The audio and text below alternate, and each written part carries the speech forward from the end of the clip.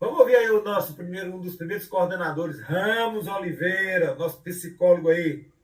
Gente, olha, hoje, né, assim como, na verdade, eu sou psicanalista, sou professor da área, né, e palestrante é a coisa que eu sempre fiz a minha vida toda, né.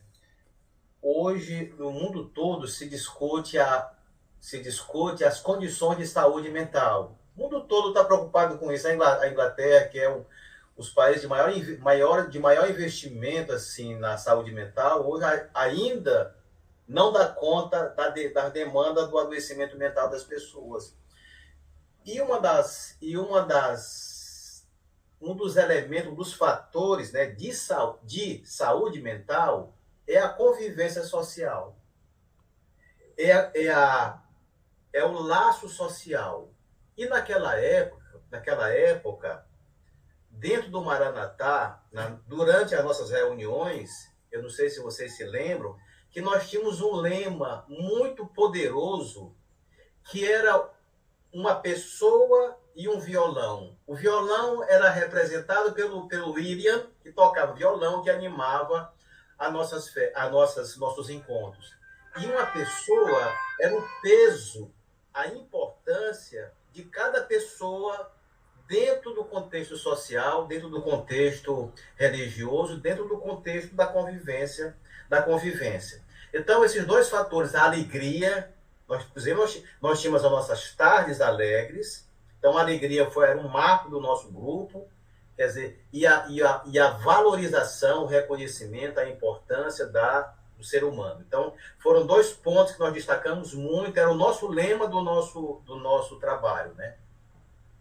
É, fora do Maranatá, é, sim, quer dizer, muito além do Maranatá, que extrapolava os limites do Maranatá, sim, ainda voltada à questão dessa necessidade do encontro, do contato, nós tínhamos as foranias, que tinha aqueles encontros regulares, aqueles almoços compartilhados, que no final sobrava comida aí à vontade, assim, como fosse a multiplicação dos pães, e numa instância assim, de maior agregação, nós criamos a CCI, que era a Comissão Central de Integração, que congregava o jovem do estado inteiro, né?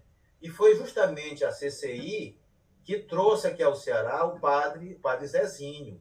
O padre Zezinho era o nosso mentor na época, era quem cantava, quem escrevia. Todo jovem lia os livros do padre, cantava as músicas do padre. Então, o padre Zezinho era aquela voz, né? Aquela voz do cantor e a voz do escritor que congregava todos nós.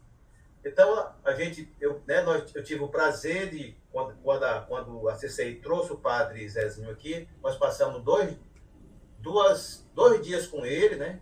Autografou muitos livros, teve uma reunião reservada com a CCI, e depois houve uma palestra aberta para todo mundo, né? Então, foram as experiências que nós tivemos, né? E assim, ainda reforçando a importância da pessoa dentro da área que eu trabalho hoje, que é a psicanálise, né? Tem uma postura assim de um psicanalista inglês chamado Winnicott, que ele compara muito o desenvolvimento da pessoa, ele se baseia muito no desenvolvimento da pessoa, no desenvolvimento saudável da pessoa, a partir daquele momento da criança que tá sendo amamentada, e ele está assim extasiado, namorado, assim, olhando para a mãe, né?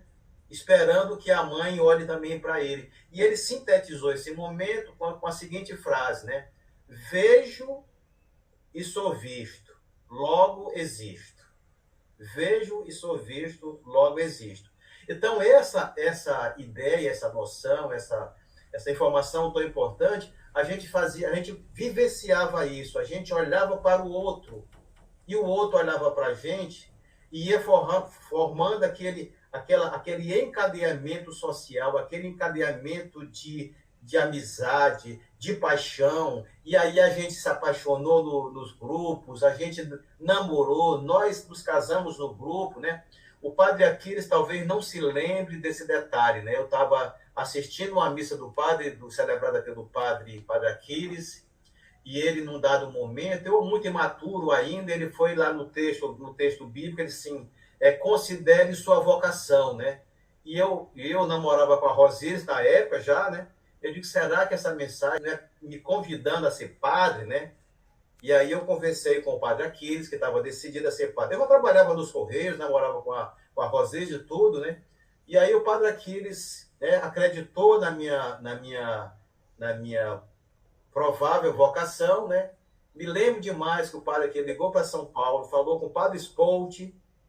Esse nome lembra alguém, padre Aquiles? Padre Spolt, que era o diretor do Seminário Maior, e ele disse, Ramos, faça o vestibular aqui em Fortaleza, se você passar no vestibular, você vai para São Paulo, né?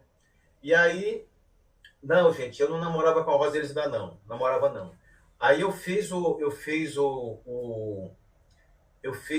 vestibular, passei no vestibular, e aí veio o Hélio Passarinho, que o padre aqui deve se lembrar dele, veio qualificar os candidatos para ir para São Paulo, e a Rosiris trabalhava na Rádio Assunção junto com a Ademir e foi fazer cobertura desse evento, né? E foi aí que a gente se conheceu, e foi aí que nós nos apaixonamos, e depois eu disse, padre, eu já ia pedir demissão dos Correios, e eu disse, padre, eu não vou mais ser padre, eu vou me casar com a Rosiris, né? E aí, eu não era crismado, tive que me crismar já, com a idade de 20 anos já, né? Fui fazer o curso com aquela meninada toda, e quando eu paguei o curso, paguei o casamento, né? Paguei o casamento, e o padre aqui disse, não, senhor, eu vou pagar para celebrar o seu casamento, eu vou devolver o seu dinheiro, eu não sei o que